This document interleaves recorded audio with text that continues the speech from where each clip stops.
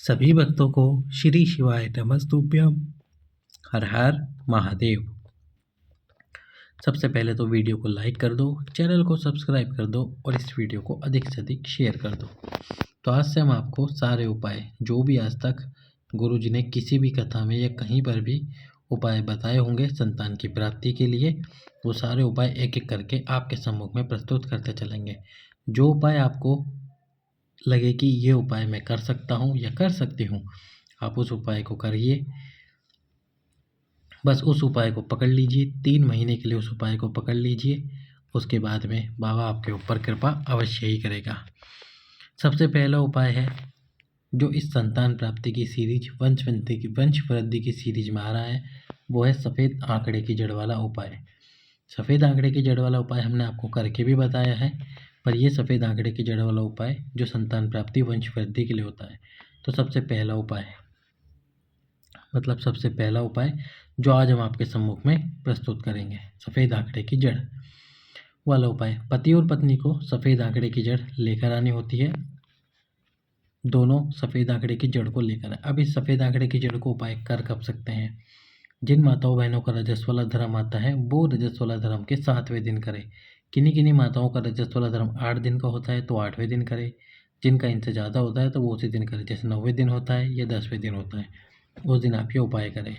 उसके बाद में जिनका रजस्वला धर्म पीरियड बिल्कुल बंद है, वो ये उपाय सोमवार को, यानी महीने के 4 या 5 सोमवार में से किसी भी एक सोमवार को करें, या फिर जो महीने की 2 प्रदोष आती है उस प्रदोष में से किसी भी एक प्रदोष को करें।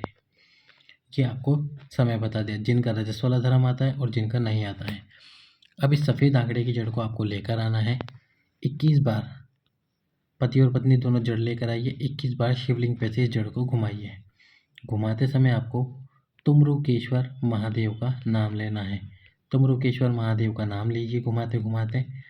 जब आप इस जड़ को तुमरुकेश्वर महादेव के नाम से 21 बार तुमरुकेश्वर महादेव का नाम लेके जड़ को घुमा दें, फिर लाल कपड़े में और लाल धागे में महिलाएं माताएं इस जड़ को अपनी कमर में बांध लें। अपनी कमर में इस जड़ को बांध लें। उसके बाद में आपको भगवान शंकर के सम्मुख में झोली पसार कर प्रणाम करना है। पति और पत्नी दोनों को अपना अपना नाम बोलिए। बाबा से प्रार्थना कीजिए संतान प्राप्ति, मनोकामना प्राप्ति की प्रार्थना करके घर को आ जाइए। घर पे आने से पहले क्या करना है आपको? एक पीपल का पत्ता भगवान शंकर के शिवलिंग पर अवधूतेश्वर महादेव के नाम से, कौन से महादेव? अवधूतेश्वर महादेव के नाम से समर्पित करना है।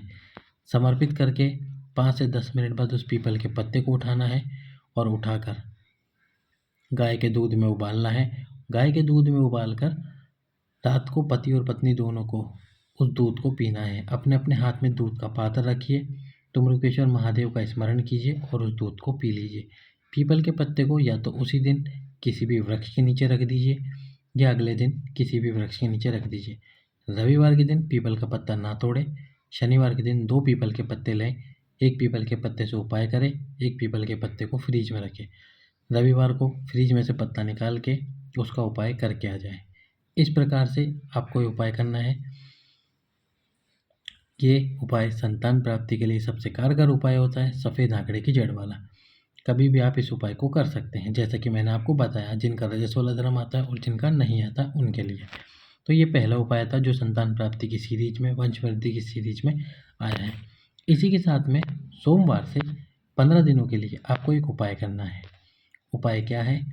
आपके जीवन में कितनी भी बड़ी समस्या क्यों ना चल रही हो, कितना भी बड़ा दुख क्यों ना चल रहा हो, तो आपको करना क्या है? 15 दिन का ये उपाय है। 15 दिन के इस उपाय में जब आप जल चढ़ाने शिव मंदिर में जाते हो तो जल चढ़ाने से पहले और जल चढ़ाने के बाद में आपको ये उपाय करना है। जल चढ़ाने से पहले ये जो नंदी जी आपको दिख रहे हैं और ये नंदी जी का सीधा कान है, तो इस स्थान पर आपको बैठना है। इस स्थान पर आपको बैठना है, नंदी जी के पीछे की तरफ बैठिए, ताकि आपका ज़्यादा से ज़्यादा हिस्सा नंदी जी के कान की तरफ होना चाहिए। बैठने के बाद में प्रार्थना कीजिए शिव जी से, नंदी जी से। जो भी आपकी समस्या है उस समस्या का समाधान भगवान से मांगिए। समस्या के समाधान के लिए बोलिए, साथ में मंत्र बोलना है श्री शिवाय नमस्तुभ्यम। ये आपको जल चढ़ाने से पहले बैठना है। श्री शिवाय नमस्तुभ्यम मंत्र को बोलना है। वो आपके ऊपर है, आप कितनी बार मंत्र बोलना चाहते हैं, 3 बार, 5 बार, 7 बार या 11 बार या एक ही बार मंत्र बोलना चाहते हैं।